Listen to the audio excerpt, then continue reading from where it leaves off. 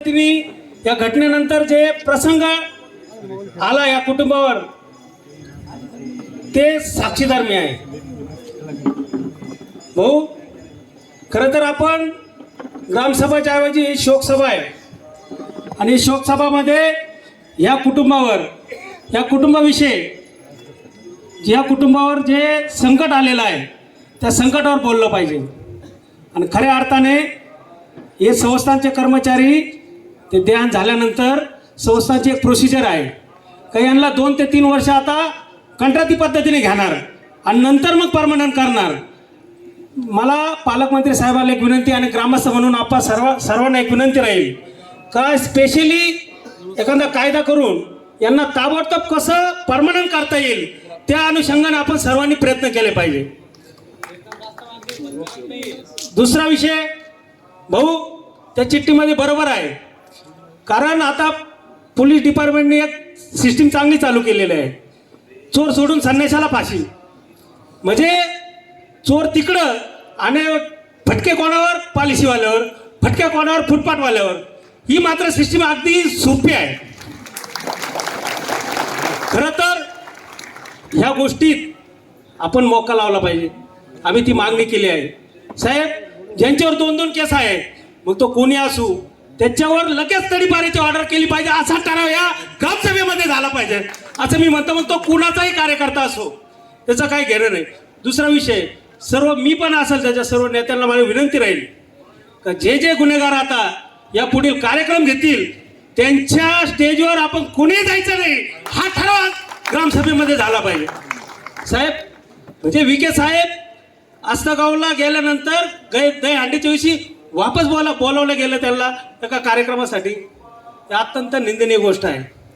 आणि हे गुन्हेगार आहे त्यांना जर नेतेजवळ थांबून फोटो काढल्यानंतर त्यांचा मनसुबा वाढला जातो.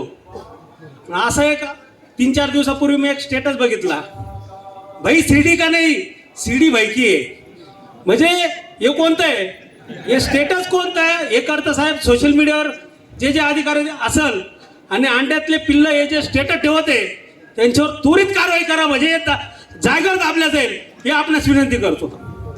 साहेब आता एक नवीन म्हणजे मी तर बघतो आतापर्यंत साईबाबा हे सर्व साई भक्तावर कृपा करतो. साई भक्तावर बाबांनी अनेक कृपा केलेल्या आहे. परंतु आपल्या डिपार्टमेंटमध्ये पण एक बाबा आहे. तो बाबा सर्रास 2 नंबरचे धंदे टाकण्यास परवानगी देतो. साहेब या बाबाकडे आपण लक्ष द्यावं. कारण हा बाबा ज्याने गोळ्या बिस्किट तयार करतो त्याला सांगतो तुम्ही गुटख्याचे धंदे टाका, तुम्ही विविध 2 नंबरचे धंदे टाका. आणि उपनगरामध्ये प्रत्येक उपनगरामध्ये 3-3, 4-4 चुकीचे धंदे आहेत. आमच्या लक्ष्मीनगर हे गुटख्याचंच गोडाऊन तयार केलं आणि त्याला कोणी तो वाल्मिक उदाहरण म्हणून गुटख्याचंच एक गेट तयार केलेलं आहे आणि मस्त इलेक्ट्रॉनिक वाल्मिक उदाहरण म्हणून गुटख्याचं तिथं डायरेक्ट रूम तयार केला आणि मस्त इलेक्ट्रिक स्कूटी घेऊन प्रत्येक ठिकाणी 2 पिशव्या आणि प्रत्येक ठिकाणी गुटखे टाकले जातं. सुरेश भाऊ आम्ही सगळे जर तुमच्या सोबत आहे, जे काय असेल ते क्लिअर सांगा पोलिसांना, कारण आता इथून पुढे लपाछपी चालणार नाही. पोलिसांना जर हे सगळे कुठं गुन्हेगार काय असेल तर बाबा खेडकर नावाचा जो पोलीस आहे त्याला ताबडतोब सस्पेंड करा. ही सीडी कशी सरळ होत नाही ते बघा. कारण साहेब हेच नाही अनेक गुन्हेगारा सगळं यांची संबंध रात्रीचं कुठं बसत्या यांचं नार्को टेस्ट करा तुम्हाला लक्षात येईल. एवढीच विनंती आहे.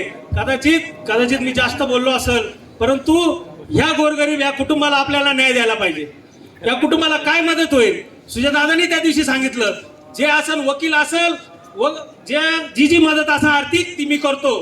परंतु मला असं अजून एक विनंती आहे की जे वकील आहे त्यांना आपण निवेदन दिलं पाहिजे कुणी केस घेऊ नये जेणेकरून कोणता मायकालाल या गोष्टीत पडला नाही पाहिजे असं मला वाटतंय. तरी आपण एक शिर्डी साईबाबा संस्थानला एक विनंती करूया. आणि अजून एक विषय छत्रपती कॉम्प्लेक्सवर हे गंजिड वगैरे सगळं रात्री स्टेरेजवर झोपता ते मला अनेक मेसेज आले तर आपल्या ते पण शिवसाहेबांना सांगून तिथं एखादं काय नियोजन करता येईल का ते करू. आणि संस्थांच्या साहेबाला एक विनंती राहील की हे स्पेशली एखादा नियम करून याला कायमस्वरूपी परमनंट करा. धन्यवाद.